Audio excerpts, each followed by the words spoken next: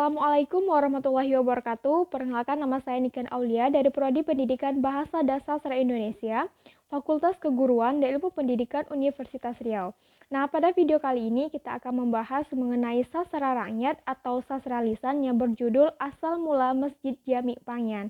Kenapa saya mengambil Masjid Jami Pangyan? Karena saya sendiri berasal dari Pangyan Kuantan Singingi. Oke teman-teman, sebelum kita masuk kepada video pembahasannya, saya terlebih dahulu berterima kasih kepada Bapak Dr. Mangatur Sinaga M.Hum selaku dosen pengampu kami dalam mata kuliah Sejarah Sastra. Nah, video ini berdasarkan wawancara dengan narasumber yang bernama Kakek Maun yang sudah berusia 85 tahun. Oke teman-teman semua, mari kita simak video pembahasannya. Video animasi ini hanya berupa gambaran atau bayangan masjid Jamik yang dulu sebelum menjadi Masjid Jamik yang sekarang. Masjid ini berdiri pada tahun 1932. Masjid ini termasuk sastra rakyat yang artinya sejarahnya itu disampaikan secara lisan. Masjid ini terletak di masyarakat pedesaan dan memiliki luas tanah secara keseluruhan yaitu 216 meter kubik. Masjid ini adalah masjid tertua yang ada di Kuantan Singingi. Pada awalnya, masjid ini dibangun dengan beratap ijuk, berdinding dan berlantai papan seperti panggung. Untuk nama Masjid Jamik sendiri, mari kita dengarkan penjelasan Kakek Maun yang merupakan garib masjid sekarang. Jadi kok nama Jamik itu? Jamik itu jamak umum. Setelah kita mendengarkan penjelasan dari Kakek Maun, kita mengetahui bahwa nama Jamik ini adalah jamak yang artinya umum. Untuk pendirian masjid ini, dulu sama sekali tidak menggunakan paku. Begitupun dengan mimbar, sama sekali tidak menggunakan paku. Untuk mengetahui lebih lanjut, mari kita dengarkan penjelasan dari Kakek Maun beserta istrinya. Dengar dulu tak bapuk kurujing itu. Tak bapuk. Iya tak bapuk. Di bapak saat itu bapuk kami nak. Pada daerah dan atuk tak ada bapuk. Tak ada bapuk. Sampai kami mimbar tak bapuk. Kini lah dipukuli dia orang.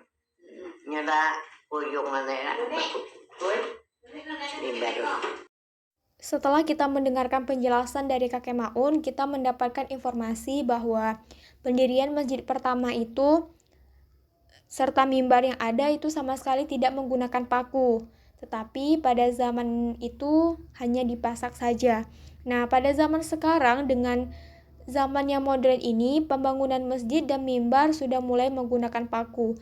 Ini bertujuan untuk memperkokoh atau memperkuat fungsi dari bangunan masjid serta mimbar itu agar bisa digunakan oleh masyarakat sekitar hingga saat ini.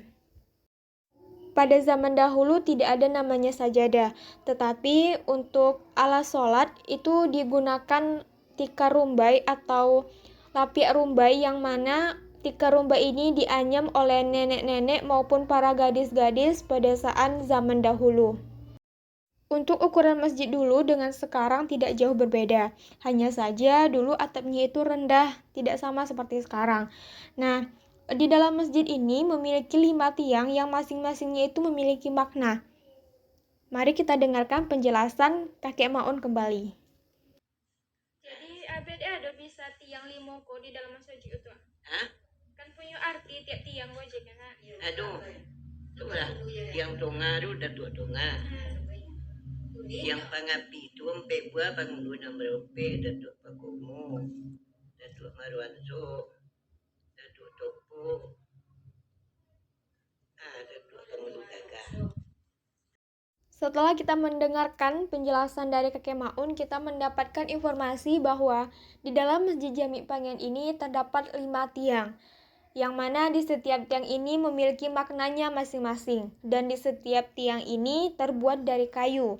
Kemudian, 5 tiang ini terdapat pada satu bagian tengah dan 4 lainnya itu mengelilingi tiang yang tengah tadi. Nah, bagian tengah ini merupakan bagian tiang yang sangat besar, yang mana disebut juga dengan Datuk Tonga. Kemudian ada 4 yang mengelilinginya itu Datuk Pakomo, Datuk Marwanso, Datuk Topo, dan Datuk Panghulu Gagah. Kenapa terdapat 4 tiang yang mengelilingi Datuk Tongah? Karena di Pangyan ini terdapat 4 suku besar yang sampai sekarang masih ada dan dijaga oleh masyarakat Pangyan. Nah, pada suatu hari, garing masjid ini menggesekkan 2 buah batu sehingga menimbulkan api untuk membakar sampah. Tanpa sadar, api ini membesar dan akhirnya membakar masjid Jamik yang beratap ijuk tersebut. Dengan merasa bersalah dan tidak bertanggung jawab, Garim pun masuk ke dalam masjid dan menjadi satu-satunya korban kebakaran tersebut. Oke teman-teman semua, untuk tahun kejadian kita tidak bisa memastikan pada tahun berapa kejadian ini terjadi karena kakek Maun sendiri tidak menjelaskan secara detail pada tahun berapa kejadian ini terjadi. Nah, setelah kebakaran terjadi, ternyata tidak semua benda yang terdapat di dalam masjid itu hangus terbakar oleh api. Tetapi ada sebuah mimbar yang masih bisa diperbaiki dan digunakan hingga saat ini. Nah, untuk pembangunan masjid kedua pun kembali dirancang sesuai dengan bentuk masjid pertama, di mana pada pembangunan kedua ini sudah beratapkan papan dan juga berlantaikan semen. Nah, papan ini bernama papan kulin yang langsung dibeli oleh Datuk Imam dari Singapura. Dari waktu ke waktu dan dari masa ke masa, papan pun habis dimakan oleh usia, sehingga pembangunan ketiga pun kembali dirancang dan tidak meninggalkan beberapa ketentuan pembangunan masjid semula, seperti adanya tiang yang terdapat dari 5 tiang di dalamnya, kemudian ada mimbar juga yang masih bisa digunakan. Nah, pada pembangunan ketiga ini sudah berlantaikan keramik teman-teman. Untuk lebih jelasnya lagi, mari kita simak videonya. Dulu pembangunan masjid pertama dan masjid kedua itu berada di sebelah utara masjid yang sekarang. Atau lebih tepatnya itu di bagian tempat wuduk yang sekarang. Nah, untuk atap masjid ini terdapat 5 tingkat yang artinya itu 5 rukun Islam.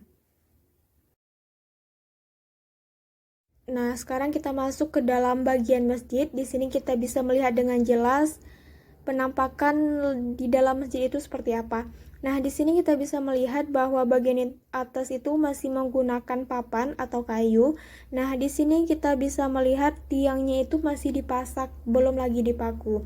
Tetapi pada bagian lainnya itu ada beberapa bagian yang sudah dipaku untuk memperkokoh bangunan ini. Nah, di bagian depan kita bisa juga melihat ada mimbar. Nah, mimbar ini masih digunakan dari pembangunan pertama hingga pembangunan saat ini.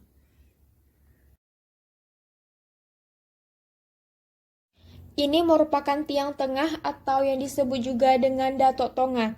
Nah, Datuk Tongah ini adalah orang yang memiliki derajat yang lebih tinggi dari Panghulunan Barompe, di mana nantinya Datuk Tongah ini sebagai tempat bertanya Panghulunan Barompe itu untuk memecahkan suatu masalah.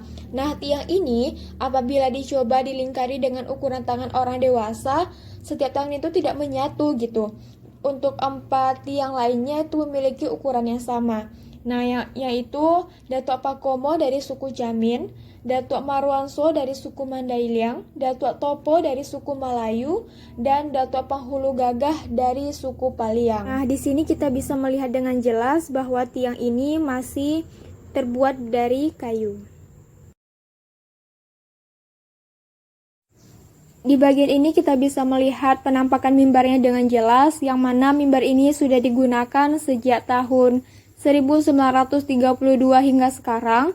Artinya pembangunan masjid pertama yang terbakar, kemudian pembangunan masjid kedua yang kayunya lapuk, dan pembangunan masjid yang ketiga yaitu yang sekarang masih menggunakan mimbar yang sama. Hanya saja mimbar ini dicat kembali oleh petugas agar lebih terlihat indah dan menarik. Ini penampakan bagian samping, penampakan bagian belakang, dan penampakan bagian samping kirinya. Kakek Maun juga mengatakan bahwa apabila kita ingin membongkar atau membuka mimbar ini satu persatu, kita bisa melakukannya.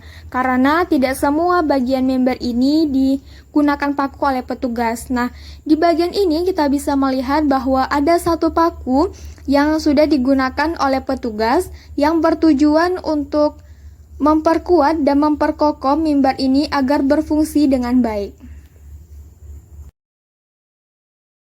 Dari sejarah ini kita bisa mendapatkan tujuan, fungsi, dan manfaatnya. Nah, tujuannya itu adalah untuk mengenalkan kepada generasi muda bahwa Masjid Jami ini memiliki sejarah yang sangat bermakna dan tidak bisa begitu saja dilupakan. Untuk fungsinya, kita bisa mengetahui bahwa masjid ini selain berfungsi untuk tempat ibadah, juga menggambarkan adanya aturan Islam dan adat istiadat yang ada di Panggian. Nah, yang terakhir adalah manfaatnya. Kita bisa mengetahui sejarah Masjid Jami Panggian. Masjid ini bisa digunakan untuk tempat beribadah dan kegiatan Islam lainnya, serta melestarikan budaya yang ada seperti silat. Nilai yang terkandung yang pertama adalah nilai sosial.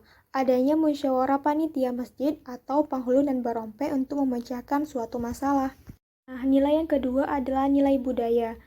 Nilai budaya ini adalah pergelaran silat di malam bulan Ramadan atau hari pertama Hari Raya Idul Fitri di halaman masjid. Oleh penghulu dan barompe maupun anak-anak silat biasanya berkumpul di sana. Nah, nilai yang ketiga yaitu adalah nilai religi, yang mana masih dilaksanakannya tadarus Al-Quran, didirikannya sholat, dan beberapa acara agama lainnya seperti ceramah. Nah, yang terakhir adalah nilai pendidikan. Dari garis masjid pertama, kita belajar untuk berhati-hati dalam bertindak dan bertanggung jawab atas apa yang sudah diperbuat. Oke teman-teman semuanya, itulah pembahasan kita mengenai asal mula Masjid Jami Panggian. Semoga video ini bisa bermanfaat dan bisa menambah wawasan serta pengetahuan teman-teman semua. Mohon maaf jika terdapat segala kekurangan dan kesalahan. Sampai jumpa di lain waktu. Wassalamualaikum warahmatullahi wabarakatuh.